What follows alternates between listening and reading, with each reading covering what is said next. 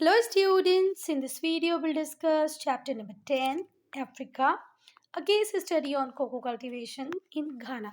बेटा इस वीडियो में हम लोग डिस्कस करेंगे कि कैसे घाना में कोको कल्टीवेशन की स्टार्टिंग हुई।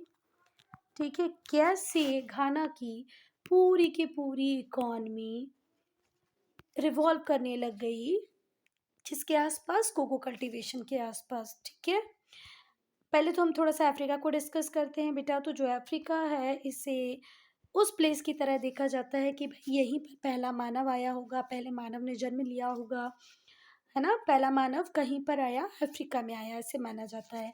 आज भी 100 से ज़्यादा एथनिक ग्रुप अफ्रीका में रहते हैं और अफ्रीका का जो टोटल पॉपुलेशन है, जनसंख्या है, वो 1.1 मिलियन है, बिलियन है, सॉरी 1.1 बिलियन है। ठीक है, यहाँ पर पॉपुलेशन बहुत तेज़ी से बढ़ती है। लगभग 70% जो टोटल पॉपुलेशन का है वो लोग ब्लैक पीपल हैं, वहाँ के ओरिजिनल एबोरिजिनल्स हैं, इनहेबिटेंट्स हैं। ठीक हुई बात।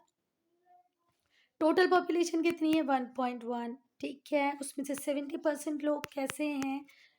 Black Aboriginals. ठीक है, जो पॉपुलेशन है अफ्रीका की वो इवनली डिस्ट्रीब्यूटेड नहीं है बेटा। आज भी बहुत सारे लोग नाइल वैली के आसपास ही रहते हैं। क्यों? क्योंकि वहाँ पर पानी इजीली अवेलेबल है, सॉइल भी अवेलेबल है, फर्टाइल सॉइल। अच्छा मेरी बात सुनो बेटा, till date Africa is the least developed continent. अब डेवलपमेंट ही नहीं है तो आज भी वहाँ के लोग ऐसी जगह में रहना पसंद करते हैं जहाँ पानी उन्हें ईजिली मिल जाए, है ना। जो मेडिटेरेनियन कोस्ट है वो भी थिकली पॉपुलेटेड है। वो क्यों थिकली पॉपुलेटेड है, ज़रा सोचना, ज़रा समझना। ये है यूरोप, ये है मेडिटेरेनियन सी और यहाँ से है ये अफ्रीका। ये रहा अफ्रीका, ये मेडिटेरेनियन सी और ये यूरोप। तो यहाँ पर लोग बहुत ज़्यादा रहते हैं। क्यों ज़्यादा रहते हैं बेटा? क्योंकि मेडिटेरेनियन सी से उन्हें वाटर इजीली मिल जाता है। फिर सी के आसपास रहते हो तो आपका क्लाइमेट कैसा रहता है? Moderate, pleasant. और तो और यहाँ आप यूरोप से इजीली क्या भी कर सकते थे? ट्रेड। ठीक है बात। चलो, तो जो पॉपुलेशन है बेटा अफ्रीका की वो इवनली डिस्ट्रीब्यूटेड नहीं है। बहुत सारे लोग नाइल वैली के पास रहते हैं क्योंकि वहाँ सॉइल और वाटर इजीली अवेलेबल होता है, फर्टाइल सॉइल इजीली अवेलेबल होती है। मेडिटेरेनियन के कोस्ट पे भी बहुत सारे लोग रहते हैं क्योंकि क्लाइमेट प्लीजेंट है और सुटेबल साइट है ट्रेड के लिए। किससे ट्रेड के लिए? यूरोप से ट्रेड के लिए। इस चैप्टर में हम एक्सप्लोर करेंगे बुशमैन की लाइफ को। साथ ही साथ हम ये भी देखेंगे कि भाई नाइल रिवर के आसपास क्या चलता रहता है, जब में कोको कल्टीवेशन कैसे होता है अफ्रीका में। चलो, तो जो कोको कल्टीवेशन है घाना में बच्चा, उसको इंट्रोड्यूस किया था किसने? टेटे कॉशर ने। ठीक हुई बात। जो कोको है इसको ऑब्टेन किया जाता है बीन से। किसकी बीन से? ककाओ। ककाओ एक ट्रॉपिकल ट्री है। ट्रॉपिकल ट्री का मतलब क्या होता है बेटा, ये ध्यान से सुनना। इक्वेटर से लेके 23.5 ट्रॉपिक ऑफ कैंसर, इक्वेटर से लेके 23.5 ट्रॉपिक ऑफ कैंसर, कैप्रिकॉन, इसके बीच में ये वाली लाइन जो नॉर्थ में होती है इसे हम ट्रॉपिक ऑफ कैंसर कहते हैं, जो साउथ में होती है इसे हम ट्रॉपिक ऑफ कैप्रिकॉन कहते हैं। इनके बीच में जो रीजन होता है उसे हम ट्रॉपिकल रीजन कहते हैं। तो इसी रीजन में बहुत अच्छे से होता है हमारा ककाओ का पेड़, ककाओ का ट्री। अब ककाओ का जो बीन होगा उससे क्या डिराइव की होती है बेटा? कोको। स्पेनिश पीपल ने इसको फिलीपींस और वेस्ट इंडीज में इंट्रोड्यूस किया था। टेटे कोशे ने इसको कहाँ पर इंट्रोड्यूस किया? घाना में। ठीक है, और यूरोपियंस ने इसे अफ्रीका और एशिया में इंट्रोड्यूस किया। अब ये जो टैटे कॉशे थे ये ट्रैवल करके गए आइलैंड ऑफ बियोको, कहाँ पर? इक्वेटोरियल गिनिया में। कब? 1817 में। एंड कैम बैक टू घाना, और फिर कहाँ वापस आ गए? घाना। और आकर यहाँ पर इन्होंने कोको की क्रॉप को इंट्रोड्यूस किया। जो स्वीडिश नेचुरल साइंटिस्ट थे जिनका नाम था कार्ल लिनायस, ठीक है, उन्होंने कोको प्लांट को नाम दिया। क्या नाम दिया भैया? थियोब्रोमा। क्या नाम दिया बेटा? थियोब्रोमा। कोको को नाम दिया, ककाओ को नाम दिया थियोब्रोमा। किसने दिया? कार्ल लिनियस ने। ठीक है बात, जिसका मतलब होता है फूड ऑफ द गॉड, भगवान का भोजन। जो टाउन था जिसे हम कहते हैं कुमासी, आक्रा, जो क्या है? कैपिटल है घाना की। और टाकोडी, है ना, यहाँ पर कोको ट्रायंगल बनाया है इन्होंने।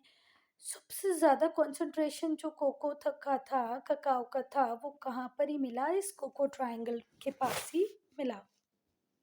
तो बेटा जो टाउन है कुमासी, जो एक्रा कैपिटल है घाना की, उसके अलावा टाकरोडी, अ, इन तीनों को मिलके बनता है कोको ट्रायंगल। यहाँ पे सबसे ज़्यादा कोको प्रोड्यूस होता है। समझ में आ गया? इस कोको ट्रायंगल की तीन टाउन्स कौन सी हैं? कुमासी, एक्रा और टाकोडी। ठीक है। जो कोको ट्री है वो नेटिव है कहाँ का बच्चा? सेंट्रल और साउथ अमेरिका का। कोको ट्री जो चॉकलेट हम सब खा रहे हैं वो कहाँ से आई है? सेंट्रल और साउथ अमेरिका से आई है। अच्छा, जो एस्टेक्स लोग थे जो सेंट्रल अमेरिका में रहते थे वो इसी कोको से एक नेशनल ड्रिंक बनाते थे। It was regarded as food of the god, जिसे क्या कहते थे वो? Food of the god. क्योंकि जो इसका फ्लेवर था उसकी न्यूट्रिशनल वैल्यू बहुत ज़्यादा थी। आज भी हम लोग बोलते हैं ना कि चॉकलेट्स खाना चाहिए, वो वाली चॉकलेट नहीं जो इंडिया में मिलती है जिनमें दुनिया भर की शुगर होती है, बहुत सारे फ्लेवर एडेड होते हैं, वो नहीं। वो जो डार्क चॉकलेट होती है वो अच्छी होती है हेल्थ के लिए। ठीक है। तो जो कोको ट्री है वो कहाँ का है? नेटिव ओरिजिनल कहाँ पे मिलता था बेटा? ये सेंट्रल और साउथ अमेरिका में मिलता था। इससे वो नेशनल ड्रिंक बनाते थे। कौन लोग? एस्टेक्स लोग। और इसे फूड ऑफ गॉड भी कहते हैं क्योंकि इसमें न्यूट्रिशनल वैल्यू बहुत ज़्यादा होती है। घाना वेस्टर्न अफ्रीका में लोकेटेड है along the Gulf of Guinea. ये बनाता है union of two British colonies, Gold Coast और टोगोलैंड। ठीक है। घाना कहाँ पर है बच्चा? तो वेस्टर्न अफ्रीका में है। किसके साथ है? गल्फ ऑफ गिनी के साथ है। इसे दो यूनियन को मिला के बनाया गया है। और दोनों पे रूल किसका होता था? ब्रिटिश का। गोल्ड कोस्ट और टोगोलैंड। ये ट्रॉपिकल रीजन है। ट्रॉपिकल रीजन है मतलब इक्वेटर के पास है। Surrounded by Togo in the east. East में इसको टोगो सराउंड कर रहा है। बुर्किना फासो इसके नॉर्थ में है। देखो अगर मैं बताऊं कि ये है भैया हमारा घाना, तो ये रहा नॉर्थ, ये साउथ, ये ईस्ट और वेस्ट। तो नॉर्थ में क्या है बच्चा? Burkina Faso. टोगो कहाँ पर है? ईस्ट में। यहाँ पर है टोगो। आइवरी कोस्ट कहाँ पर है? वेस्ट में। और गल्फ ऑफ गिनिया कहाँ पर है? साउथ में। तो भाई अगर ये घाना है तो घाना के नॉर्थ में है बुर्किना फासो, साउथ में है गल्फ ऑफ गिनिया, ईस्ट में है टोगो और वेस्ट में है आइवरी कोस्ट। एक्रा कैपिटल है घाना की। इसका एरिया होगा बच्चा, सॉरी, एक्रा क्या है? घाना की राजधानी, घाना की कैपिटल है।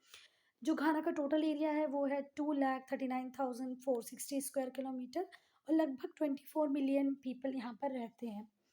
कोको क्रॉप यहाँ का मेजर एक्सपोर्ट क्रॉप है। ठीक है। और घान इंडियन इकॉनमी की बात करें, जैसे मैंने शुरुआत में ही बताया था बेटा, घाना की पूरी इकॉनमी कोको कल्टीवेशन के आसपास ही रिवॉल्व करती है। तो जो मेजर आइटम है इनके एक्सपोर्ट का वो क्या ही है? कोको।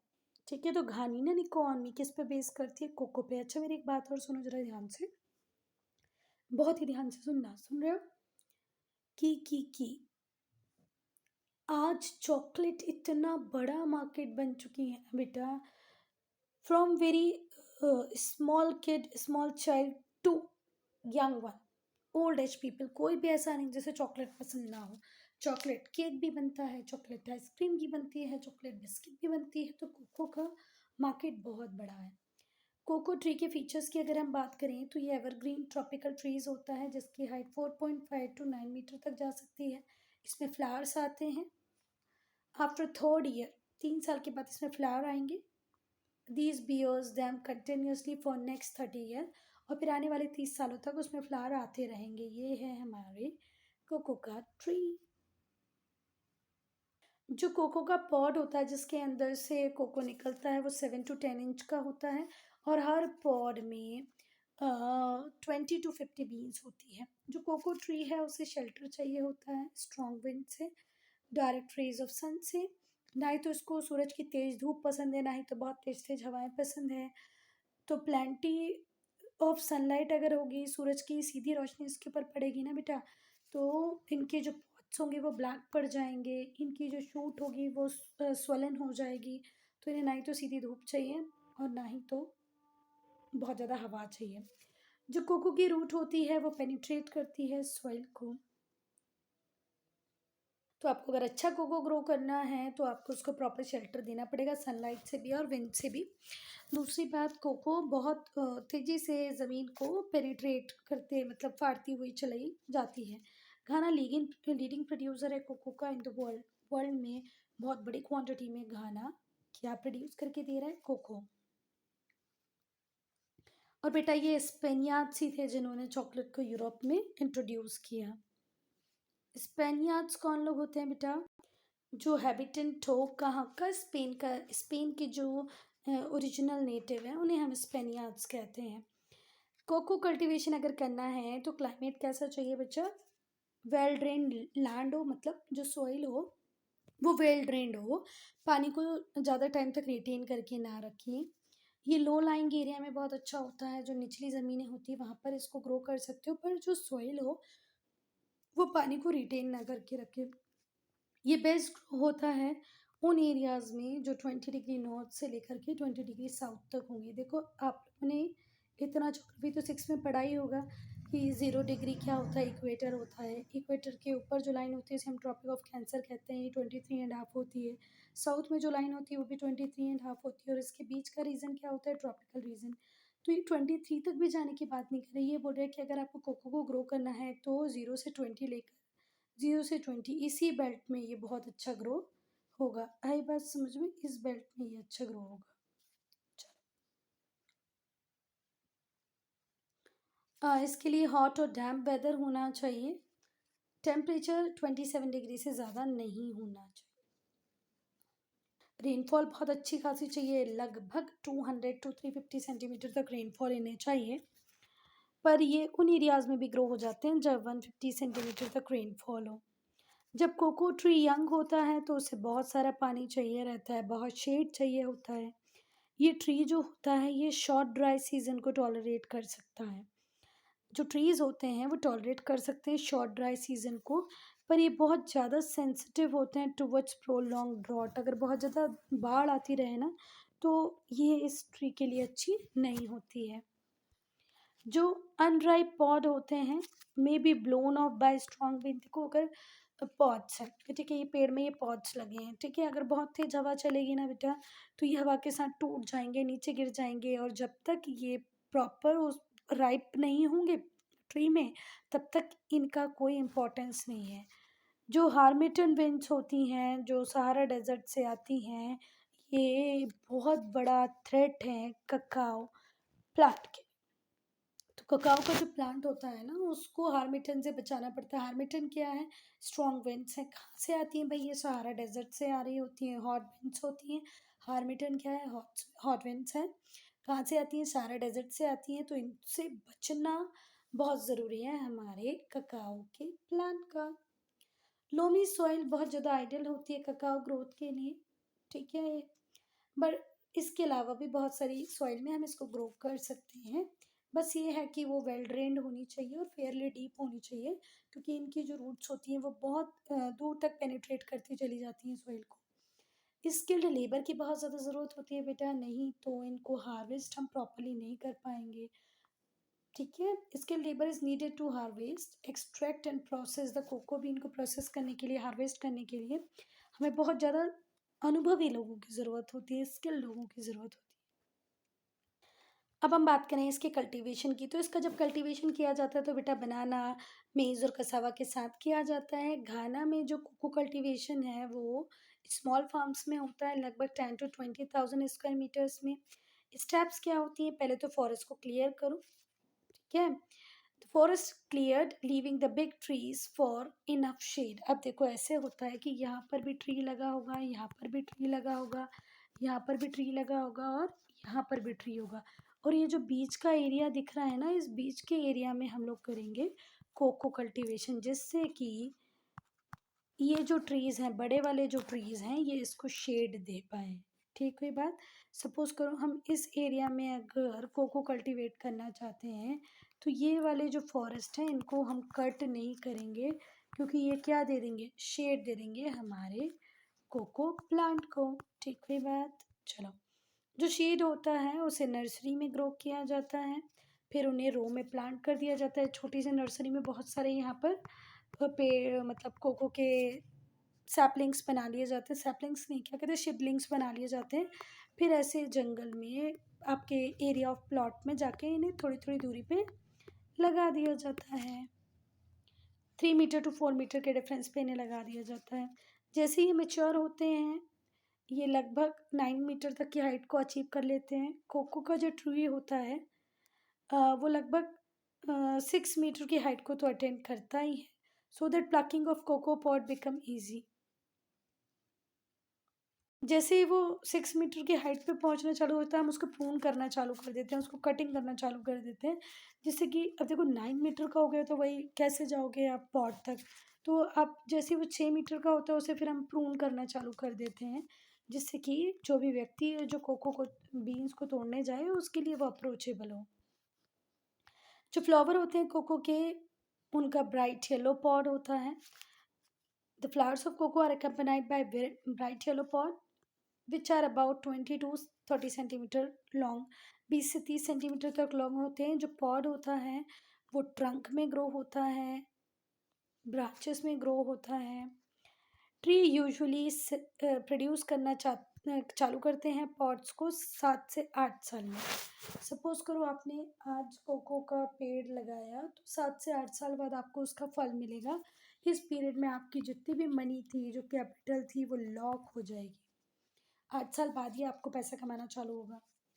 ठीक है, और ये फिर 30 से 40 साल तक कोको प्रोड्यूस करते रहेंगे। एक बार कोको आना चालू हो गए तो 30 से 40 साल आते रहेंगे।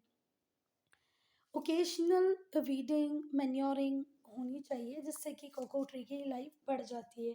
आप कोको ट्री के आसपास देख लो कोई जंगली पौधा तो नहीं उग रहा है ना, उसको थोड़ी सी मैन्योरिंग दे दो, मतलब मैन्योर मतलब खाद वगैरह दे दो।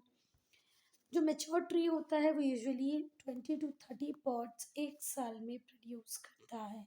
एक मेच्योर ट्री सिर्फ 20 से 30 पॉट एक साल में देता है। हार्वेस्ट सीजन की बात करें तो दो हार्वेस्ट सीजन होते हैं। एक ड्राई सीजन जो कि सितंबर टू जनवरी होता है, दूसरा होता है जिसे हम मिड क्रॉप सीजन भी कहते हैं, जो मई टू जुलाई चलता है। बहुत सारे जो पके हुए कोको होते हैं उन्हें हार्वेस्ट कर लिया जाता है नवंबर टू दिसंबर। जो टुम्बाडोर्स होते हैं वो पिकर्स होते हैं कोको पॉट्स के। वो फिर कट करते हैं राइप पॉट को, ठीक है, मेन ब्रांच से, ट्रंक से, ठीक है, with a curved knife on long pole. एक लॉन्ग पोल होता है, उस पर एक कर्व्ड नाइफ लगा होता है कुछ इस तरीके का, देखो इस तरीके का, जिसके थ्रू वो कट करते हैं कोको को किससे, ब्रांच से। कौन, टम्बडोर्स। जो राइप पॉड होता है वो येलो और रेड कलर का हो जाता है। हर पॉट के अंदर 3 to 80 सीड्स होते हैं, ठीक है, और वाइट पल्प होता है। जैसे पपाया के अंदर हम देखते हैं बहुत सारे सीड होते हैं और येलो कलर का पल्प होता है, वैसे ही इसके भी अंदर होता है। देखो ये रहा, इस वाइट पल्प के अंदर आपको अप्रॉक्सीमेटली 30 to 80 सीड्स मिलेंगे। जो वर्कर्स होते हैं वो राइप पॉड को लेके आते हैं from the plantation to the central place. Plantation से सेंट्रल प्लेस तक क्या आएगा, अच्छा वो पका हुआ cocoa. On an average person can harvest about 650 pod daily. एक व्यक्ति 650 पॉट से ही तोड़ पाता है पूरे दिन।